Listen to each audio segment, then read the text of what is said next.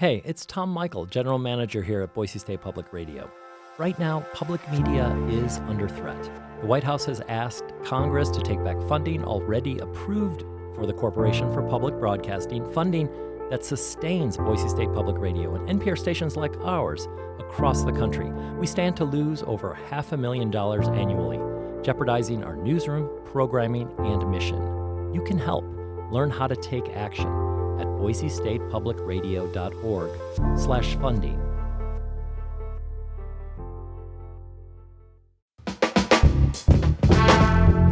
It's the Connector Idaho Daily News for Friday, June 6th. Good morning. I'm Troy Oppie. Thanks for downloading and taking a listen this morning.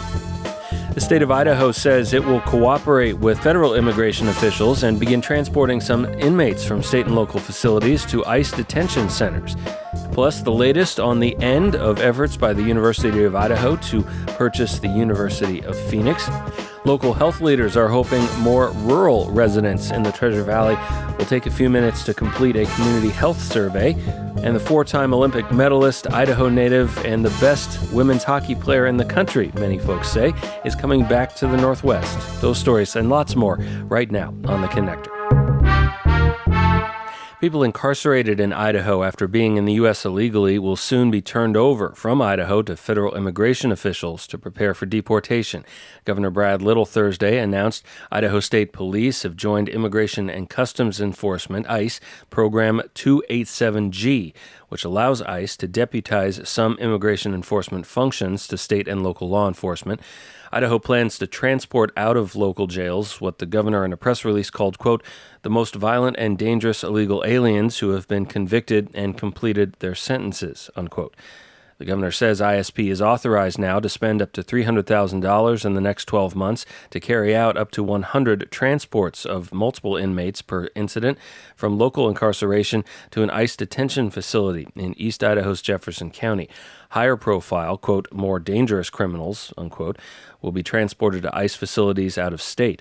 The Idaho Capital Sun reports transports cannot begin until the State Board of Examiners approves the funding request from state police. That could happen as soon as next week. A Twin Falls man who came to the U.S. as a refugee from Bhutan when he was 4 years old was deported back to Bhutan this week. The Times News reports Binod Shah had been ordered for deportation in 2019 following a criminal conviction. But because Bhutan refused to repatriate, he remained in the U.S. under supervision. Shah is married to an Idaho native with a young child and an automotive business in Twin Falls, according to the Times News. It's not clear what might happen to him once he arrives.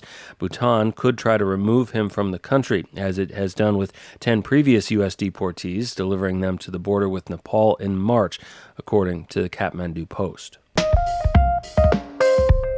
Idaho State Board of Education yesterday officially terminated the University of Idaho's quest to acquire the University of Phoenix.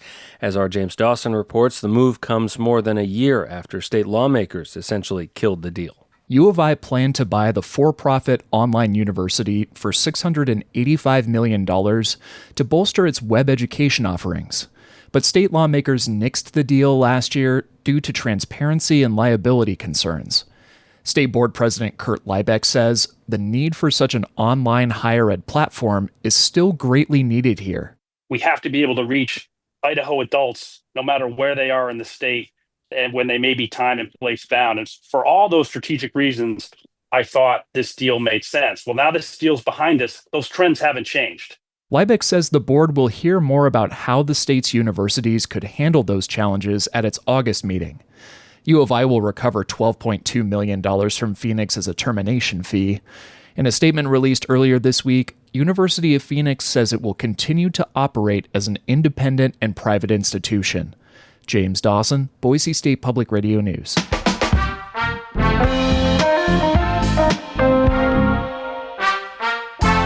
Voters in Meridian should expect to see a levy on the ballot this November to pay for the rising costs of public safety. Mayor Robert Simison, in the annual State of the City address this week, made his initial pitch to citizens. Do you want to help ensure we can recruit and retain the best police officers to serve and protect? Do you want to have a prosecution team that is committed to prosecuting the crimes our police department is enforcing?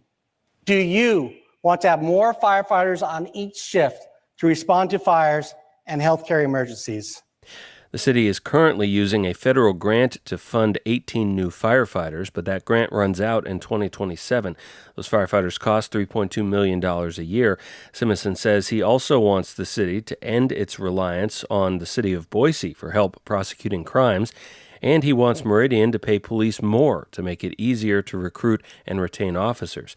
The city will plan to take the maximum 3% budget increase for 2026, but no foregone increases from past years, as it did in 2024 with an extra 1%.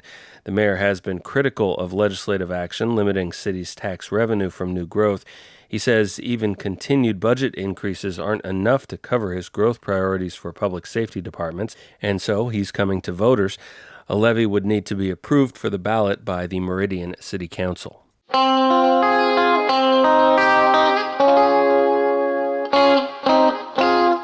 A federal judge in New York this week put a temporary halt to the closure of most Job Corps sites.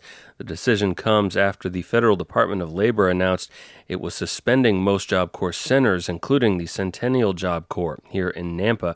The program provides high school education and job training for low-income youth. A trade group, the National Job Corps Association, sued, arguing that it does not have the power to dismantle a program established and funded by Congress. There will be a hearing June 17th to decide if the block will stay in place. The Job Corps program could still be canceled. The Job Corps program could still be canceled as the Senate considers joining the House in passing legislation that would defund the program. There are 77 employees at the Centennial Job Corps site in Nampa, according to the Idaho Press. Their status and that of 70 enrolled students is up in the air. Healthcare organizations in the Treasure Valley say they've extended the deadline to June 30th for citizens to complete a community health survey. The Central and Southwest health districts and other local healthcare providers want feedback on the needs of the community to better inform strategies and programming put in place to serve the Treasure Valley. Organizers say they have hit their response goals in Ada and Canyon counties, but they hope for more response from rural areas of southwest Idaho, where they're still only about halfway to goal. The survey is anonymous, takes about 10 minutes to complete, and is available in English and Spanish. You can find a link to the Community Health Needs Assessment Survey on the Central District Health website or at wichc.org.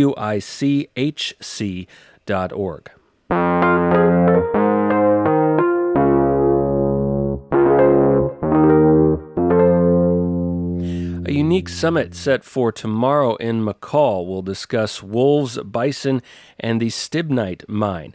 Nimipu is sponsoring a wildlife, environmental, and cultural summit inside Ponderosa Park this weekend. The English translation of Nimipu is the people of the Nez Perce tribe. Julian Matthews is a Nimipu coordinator. And then have some tribal members, elders, come and talk about the fishing and the different aspects of the species that we're trying to protect, the salmon, wolves, and grizzly bears. We just try to keep people informed. That area is a traditional area of the Nimipu or the Nez Perce fishing, hunting, gathering. It is part of our usual and a custom where we have retained the hunting, fishing, and gathering rights. So it's an important part of our tribe and our history and our culture. The event on Saturday between 9 and 3 is free.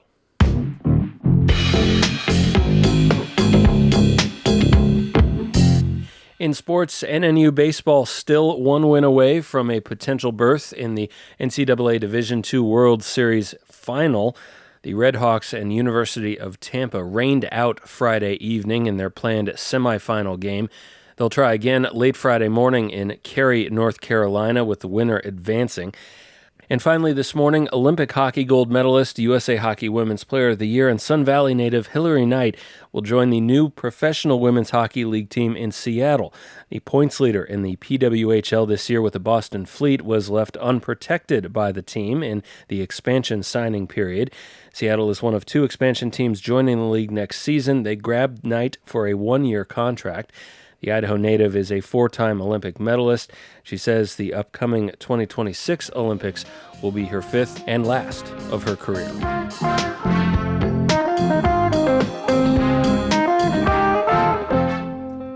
And that's your Connector for Friday, June 6th. Thanks for listening. Like and subscribe. That helps other people find this podcast as well. We'll be back with a new episode on Monday. I'm Troy Oppie for Boise State Public Radio News. Hope you have a great weekend.